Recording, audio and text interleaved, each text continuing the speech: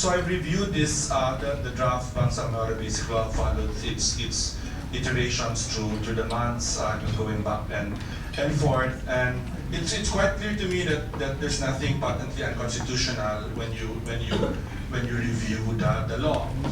It all depends on the theory of the constitutional theory that the Congress will base it on when it enacts, right?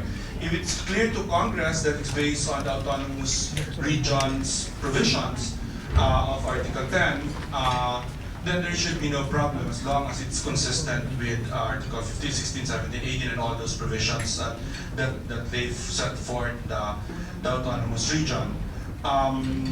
Because when you read those provisions, it's really quite clear that the Congress is given plenary and quite a lot of powers to determine what the structure of government would be, what the shape of the regional autonomous region would be in Muslim Mindanao and in the Cordilleras.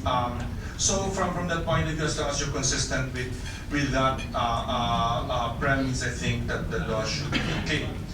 However, of course, it's very important for a law like this to be as inclusive as possible. That's why I really think, Mr. Chairman, your committee and yourself has done a very good job of doing this, making it as inclusive as possible and getting as many views as possible. Thinking ahead about potential legal challenges here, the best scenario here is that you have actually, please, in quotation marks, that you have actually addressed all the issues of all the major stakeholders very well, that no one withstanding, and I'm also a student from first year law of Justice Mendoza, and my teachers in constitutional law after that were also all the students.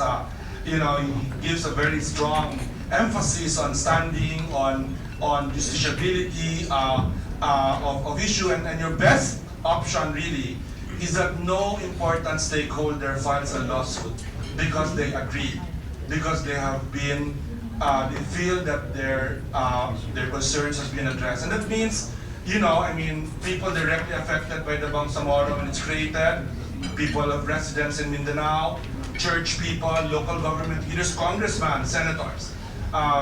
Because those people would, I think, probably would have standing if they file a lawsuit. So that this inclusivity of the process is very important. And I think I would also laud the peace panels of both the MILF and the government, Philippine government, and OPAP for doing a very inclusive process in the negotiation process. And that's why when you look at the filing of the cases, there are cases right now that are pending on the framework agreement of the Bangsamoro. I don't think there's any on the annexes, but certainly on the framework agreement. But when you look at those who filed those cases, you can probably make the case that none of them are standing in this case. And so very important to try to do that from a process point of view. Now, having said that and having supported the BBL, and I would say if you want to take the risk, you can actually pass it as it is, right? But you might want to do some due diligence on improving the draft on the premise, and with Justice Mendoza, and of course my other mentor here in International Law, Justice Ascuna here, and my boss also in PhilJet, in the Judicial Academy and the Constitutional Law Department there. I'd like to say this because you cannot really predict what the Supreme Court will decide, right, on these cases, so it's very difficult to say that. But being a constitutional law teacher in Ateneo, the Manila, and Xavier University, and various in LaSalle, various places, I can say that I think we can say with confidence that our Supreme Court now is a bit strict constructionist on constitutional law, and they adhere. There's a strong majority there that adheres to kind of a strict interpretation of constitutional law. So following that, you might actually want to be more prudent and say, well, if you have a conservative Supreme Court, how do you make sure that you address beforehand what might be raised there?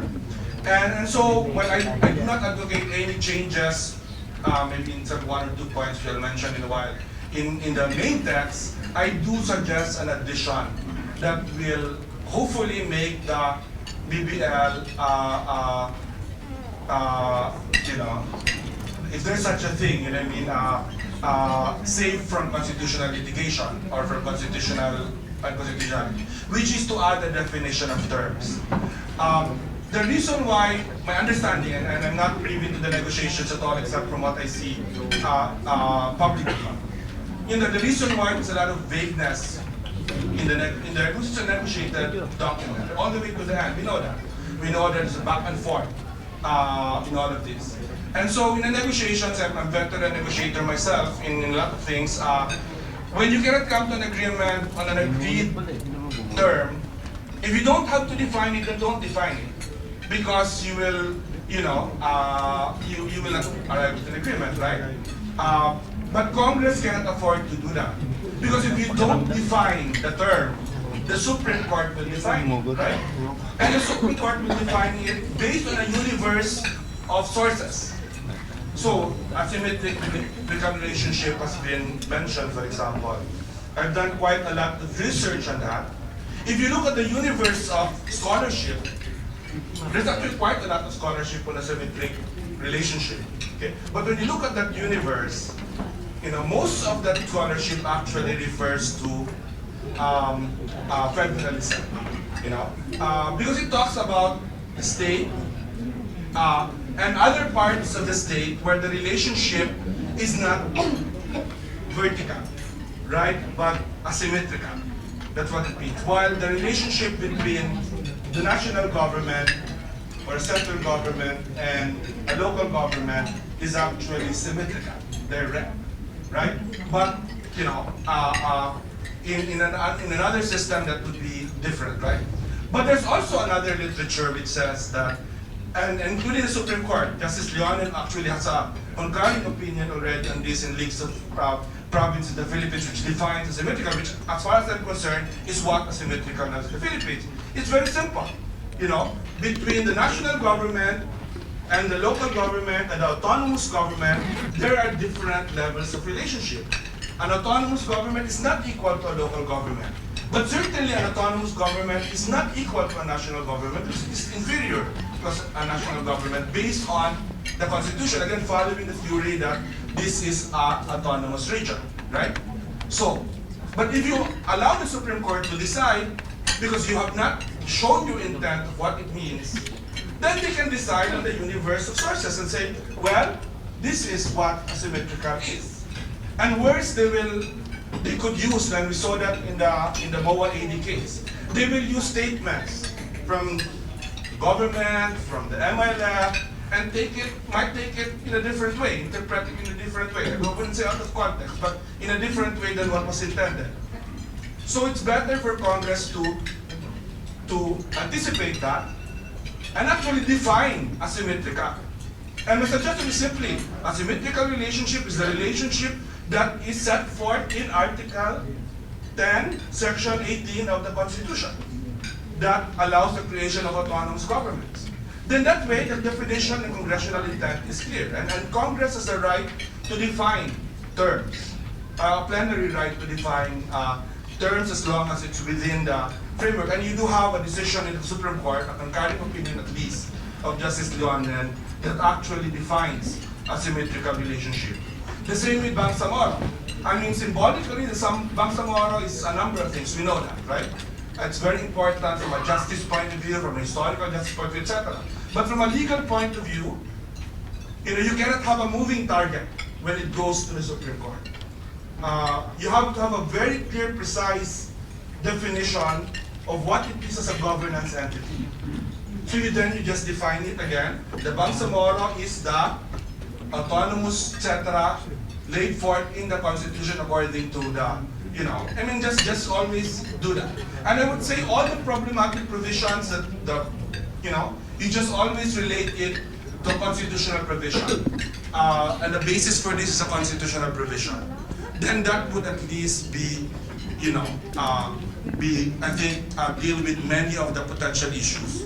Now, having said that, and I'll be very, very honest about this, because the one thing, so in that same way, I think that the BBL draft can be kept almost as it is with whatever changes, the features you might want to make here, but add the definition of terms. But the one thing you have to really pay attention to as Congress is the provision on plebiscites. On the court, the letter B, I think, of the territory, the 6 municipalities of Lano del Norte and the 39 barangays. The jurisprudence is actually quite clear.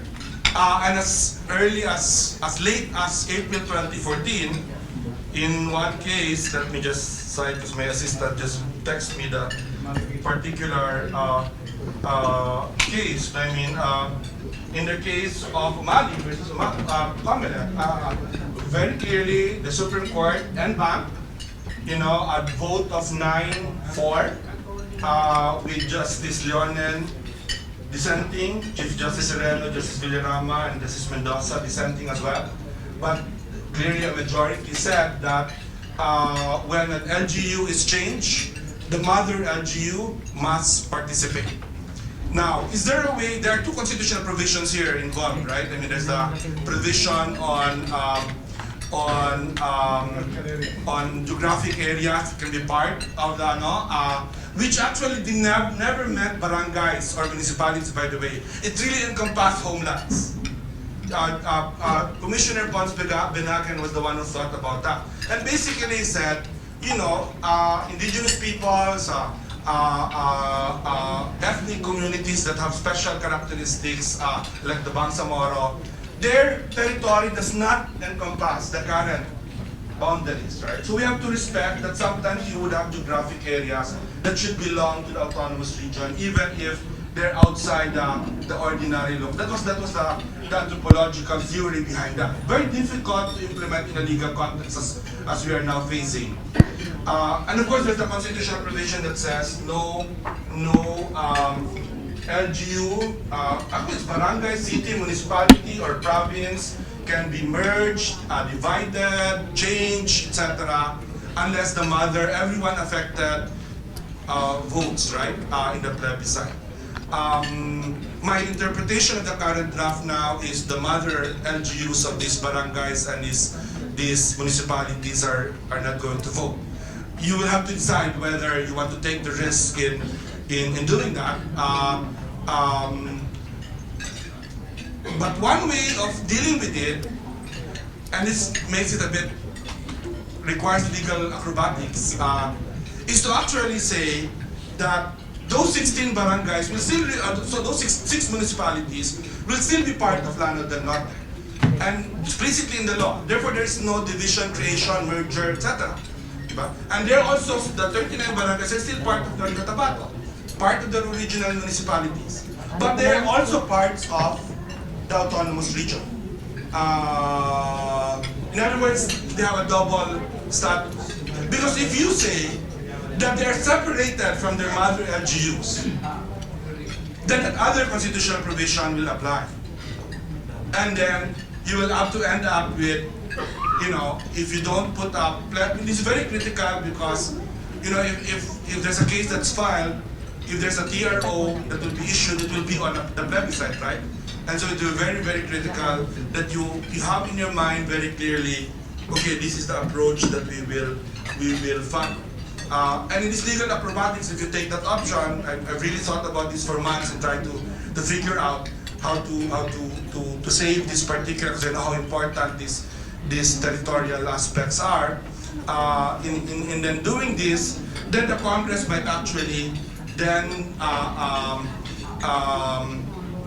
say what this double status means for the 16, because what it really means is that they are, in a way they can take their choice. If the services of the province is better than the Bangsamoro, they will take the province, right?